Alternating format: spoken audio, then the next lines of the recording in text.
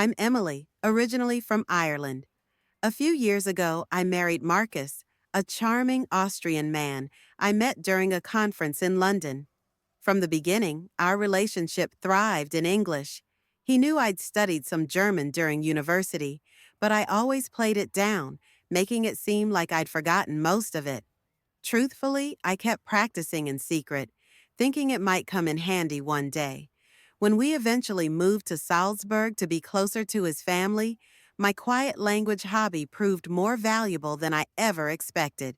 His entire family spoke fluent English, so they never saw a reason to switch to German around me. And strangely, Marcus never mentioned that I understood the language. Maybe he forgot.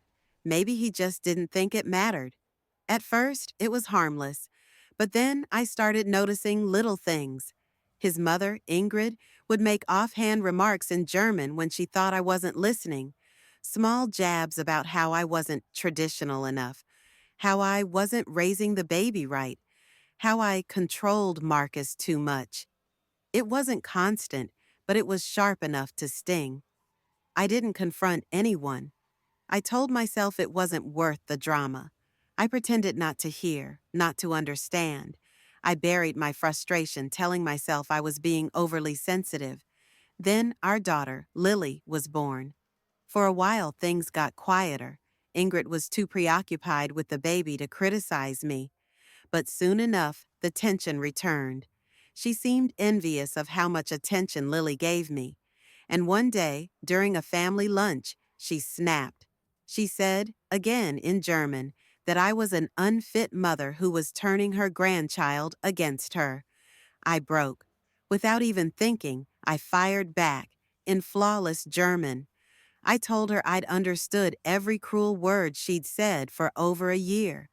I told her I'd kept silent to avoid conflict, but enough was enough. I warned her that if she couldn't treat me with respect, she wouldn't be part of our daughter's life. The room fell into dead silence. Ingrid's face turned pale. She accused me of deceiving her, of eavesdropping on conversations that weren't meant for me. Maybe I could have stayed calm. Maybe I should have handled it differently. But in that moment, it felt like reclaiming something I'd been forced to hide. The fallout was messy. Marcus was stunned. Some relatives tried to smooth things over. Others distanced themselves. But for the first time, I felt like I'd truly spoken for myself, not just in their language, but on my terms. And honestly, I'd do it again.